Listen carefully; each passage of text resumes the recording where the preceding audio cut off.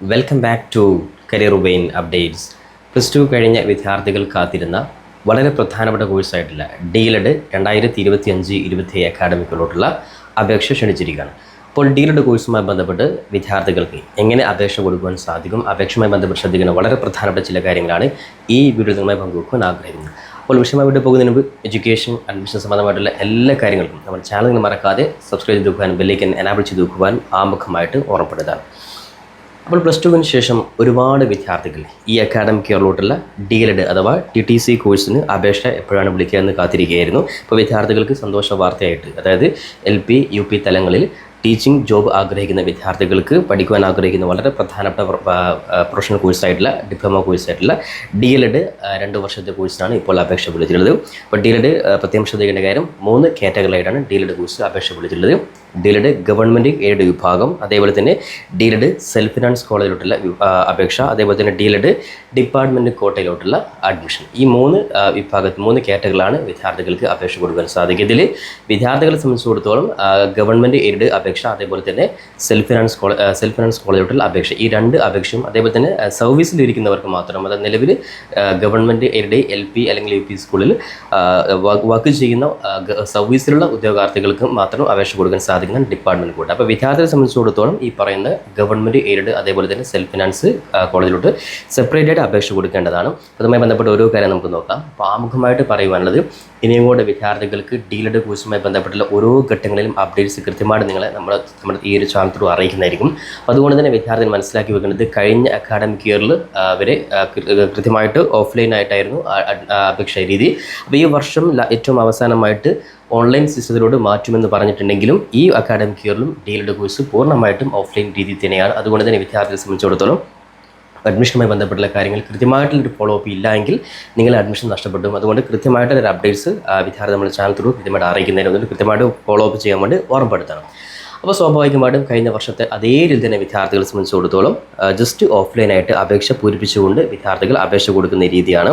അതുകൊണ്ട് തന്നെ വിദ്യാർത്ഥികൾക്ക് നിലവിൽ ഓഗസ്റ്റ് 11-ാം തീയതി വരെ, ഇന്ന് ഓഗസ്റ്റ് 1 അപ്പോൾ ഓഗസ്റ്റ് 11-ാം തീയതി വരെ നിലവിൽ വിദ്യാർത്ഥികൾക്ക് അപേക്ഷ കൊടുക്കാനുള്ള സമയമുണ്ട്. അതുകൊണ്ട് തന്നെ ഇപ്പോൾ തന്നെ വിദ്യാർത്ഥികൾ അപേക്ഷ പൂരിപ്പിച്ച് നിങ്ങൾ സബ്മിറ്റ് ചെയ്തത് ഓരോ കാര്യങ്ങളും കൃത്യമായിട്ട് മനസ്സിലാക്കിയിട്ട് മാത്രം വിദ്യാർത്ഥികൾ കൃത്യമായിട്ട് അപേക്ഷ കൊടുക്കുക. അപ്പോൾ അതുകൊണ്ട് തന്നെ ഓരോ ഘട്ടങ്ങളിലെയും അപ്ഡേറ്റ്സ് വിദ്യാർത്ഥികൾക്ക് അപേക്ഷ, ഞാൻ നേരത്തെ പറഞ്ഞതുപോലെ വിദ്യാർത്ഥികളെ സംബന്ധിച്ചിടത്തോളം 2 അപേക്ഷ നിങ്ങൾ കൊടുക്കണം. അതായത് ഗവൺമെൻറ് എയ്ഡഡ് കോളേജിലോട്ടുള്ള അപേക്ഷ, അതേപോലെ തന്നെ സെൽഫ് ഫിനാൻസ് കോളേജിലോട്ടുള്ള അപേക്ഷ. കാരണം +2 യോഗ്യതയുള്ള വിദ്യാർത്ഥികളെ സംബന്ധിച്ചിടത്തോളം ഞാൻ നേരത്തെ പറഞ്ഞ 40% സയൻസ് വിഭാഗത്തിനും 40% ഹ്യൂമാനിറ്റീസ് വിഭാഗത്തിനും അതേപോലെ 20% കൊമേഴ്സ് വിദ്യാർത്ഥികൾക്കുമാണ് സീറ്റുകൾ സംവരണം ചെയ്തിട്ടുള്ളത്. അപ്പോൾ ലാസ്റ്റ് ഡേറ്റ് ശ്രദ്ധിക്കുക, ഓഗസ്റ്റ് 11-ാം തീയതി വരെയാണ്. അപ്പോൾ ഈ പറയുന്ന സയൻസ്, കൊമേഴ്സ്, ഹ്യൂമാനിറ്റീസ് പാസ്സായിട്ടുള്ള എല്ലാ വിദ്യാർത്ഥികൾക്കും, അതായത് നിലവിൽ 50% മാർക്കോടുകൂടെ പാസ്സായിട്ടുള്ള മുഴുവൻ വിദ്യാർത്ഥികൾക്കും ഈ ഒരു കോഴ്സിന് അപേക്ഷ കൊടുക്കുവാൻ സാധിക്കുന്നതാണ്.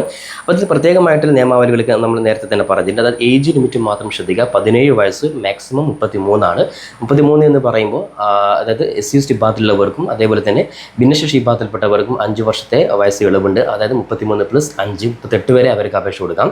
ഇനി മറ്റു പിന്നോക്ക വിഭാഗത്തിൽപ്പെട്ട വിദ്യാർത്ഥികൾക്ക് 3 വയസ്സ് വരെ ഇളവുണ്ട്. 33 നിന്ന് 36, ഈ പറയുന്ന മറ്റു പിന്നോക്ക വിഭാഗത്തിൽപ്പെട്ട വിദ്യാർത്ഥികൾക്കും 36 വയസ്സ് വരെയുള്ളവർക്ക് അപേക്ഷ കൊടുക്കാൻ സാധിക്കും.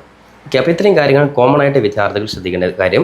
ബാക്കി എല്ലാ കാര്യങ്ങളും നേരത്തെ പറഞ്ഞതുപോലെ തന്നെ എല്ലാ കാര്യങ്ങളും അപേക്ഷ പൂരിപ്പിക്കേണ്ടത് ഓഫ്ലൈൻ ആയിട്ടാണ്. അപ്പോൾ അതുകൊണ്ട് തന്നെ അപേക്ഷ പൂരിപ്പിക്കുമ്പോൾ ഓരോ കോളത്തിലും നിങ്ങൾ കൃത്യമായ രീതിയിൽ നിങ്ങൾ അപേക്ഷ പൂരിപ്പിക്കണം. അതുകൊണ്ട് ലൈവായിട്ട് വിദ്യാർത്ഥികൾക്ക് അപേക്ഷ പൂരിപ്പിക്കേണ്ട വീഡിയോ സെപ്പറേറ്റ് ആയിട്ട് ഈ ഒരു വീഡിയോയുടെ തൊട്ട് പിന്നാലെ തന്നെ വിദ്യാർത്ഥികൾക്ക് വേണ്ടി അപ്ഡേറ്റ് ചെയ്യുന്നതായിരിക്കും. അത് ഗവൺമെൻറ് എയ്ഡ് സെപ്പറേറ്റ് അപേക്ഷ, അതെങ്ങനെ പൂരിപ്പിക്കണം, അതേപോലെ സെൽഫ് ഫിനാൻസ് കോളേജിൽ എങ്ങനെ അപേക്ഷ പൂരിപ്പിക്കണം, അത് രണ്ടും സെപ്പറേറ്റ് ആപ്ലിക്കേഷൻ ഫോമാണ്. അതുകൊണ്ട് തന്നെ ആ ആപ്ലിക്കേഷൻ ഫോം ലിങ്ക് ഡൗൺലോഡ് ചെയ്യുമ്പോൾ അതിൻ്റെ പ്രിൻ്റ് ഔട്ട് തന്നെ നിങ്ങൾ എടുക്കുക.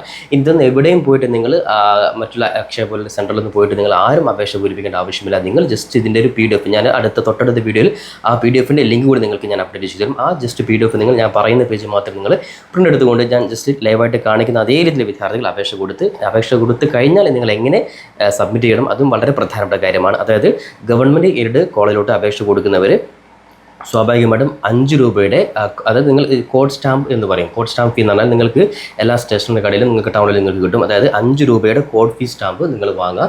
സ്വാഭാവികമായിട്ടും 1 രൂപയുടെ ആണെങ്കിൽ 1 രൂപയുടെ നിങ്ങൾ 5 കോഡ് ഫീ സ്റ്റാമ്പ് നിങ്ങൾ അവിടെ ഒട്ടിക്കണം. അതൊക്കെ എങ്ങനെയാണ് എവിടെയാണ് ഒട്ടിക്കേണ്ടതൊക്കെ ഞാൻ കൃത്യമായിട്ട് ഇത് കാണിച്ചു തരും. വീഡിയോ ലൈവായിട്ടുള്ള അപേക്ഷ പൂരിപ്പിക്കുന്ന സമയത്ത് കാണിച്ചു തരും. അപ്പോൾ നിങ്ങൾ ചെയ്ത് വെക്കുന്നത് 5 രൂപയുടെ കോഡ് ഫീ സ്റ്റാമ്പ് ഗവൺമെൻറ് എയ്ഡിലോട്ട്.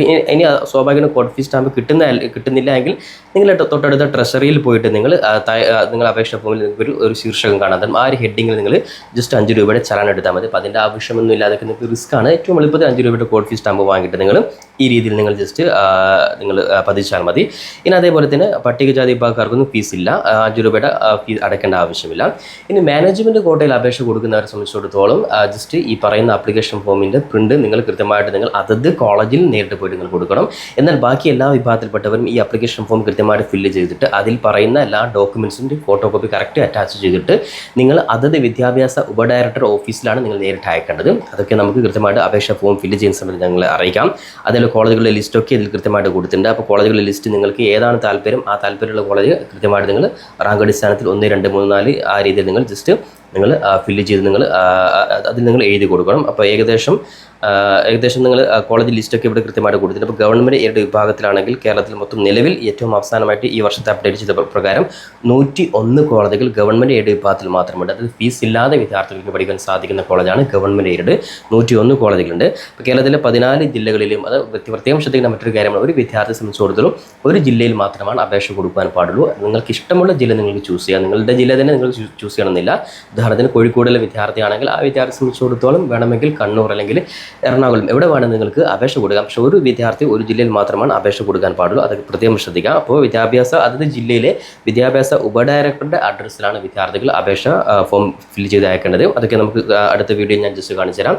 ഇനി സെൽഫ് ഫിനാൻസ് കോളേജ് ആണെങ്കിൽ ജസ്റ്റ് അപേക്ഷ ഫോമിൻ്റെ പകരം 5 രൂപയുടെ കോഡ് ഫീ സ്റ്റാമ്പിന് പകരം 100 രൂപയുടെ DD ആണ് എടുക്കേണ്ടത്. അപ്പോൾ നിങ്ങൾ ബന്ധപ്പെട്ട നാഷണൽ ബാങ്കിലോട്ട് പോയിട്ട് വിദ്യാർത്ഥികൾ ജസ്റ്റ് നിങ്ങൾ ഏതാണോ വിദ്യാഭ്യാസ ഉപഡയറക്ടർ ഏത് ജില്ലയിലാണ് അപേക്ഷ കൊടുക്കുന്നത് ആ ജില്ലയിലെ വിദ്യാഭ്യാസ ഉപഡയറക്ടർ അഡ്രസ്സിൽ നിങ്ങൾ ജസ്റ്റ് 100 രൂപയുടെ കോഡ് ഫീ സ്റ്റാമ്പ് അടക്കണം. അത് സെൽഫ് ഫിനാൻസ് കോളേജിലോട്ടുള്ള അപേക്ഷ ഫില്ല് ചെയ്യുന്ന സമയത്ത് കൃത്യമായിട്ട് ഞാൻ പറയാം. അപേക്ഷ ഫോം ഫില്ല് ചെയ്യുന്ന സമയത്ത് കാണിച്ചു തരാം. അതേപോലെ തന്നെ സെൽഫ് ഫിനാൻസ് കോളേജും ശ്രദ്ധിക്കേണ്ട കാര്യം, നിങ്ങൾ ഫീസ് കൊടുത്ത് ഓരോ സെമസ്റ്ററിലും ഫീസ് കൊടുത്ത് പഠിക്കേണ്ട കോളേജുകളാണ് സെൽഫ് ഫിനാൻസ് കോളേജിൽ. 50% സീറ്റും മെറിറ്റും 50% സീറ്റും മാനേജ്മെൻറ്റുമായിരിക്കും സെൽഫ് ഫിനാൻസ് കോളേജിലോട്ടുള്ളത്. അപ്പോൾ അതിൻ്റെ ആപ്ലിക്കേഷനും സെപ്പറേറ്റ് ആണ്. ഇപ്പോൾ രണ്ടും ശ്രദ്ധിക്കേണ്ട കാര്യം, രണ്ടും കൃത്യമായിട്ട് നിങ്ങൾ ആപ്ലിക്കേഷൻ ഫോമിന് മുകളിൽ സെൽഫ് ഫിനാൻസ് അതുപോലെ ഗവൺമെൻറ് ആയിട്ട് സെപ്പറേറ്റ് അപേക്ഷയാണ്. അതുകൊണ്ട് 2 വീഡിയോയും സെപ്പറേറ്റ് വിദ്യാർത്ഥികൾക്ക് വേണ്ടി ചെയ്യുന്നതായിരിക്കും.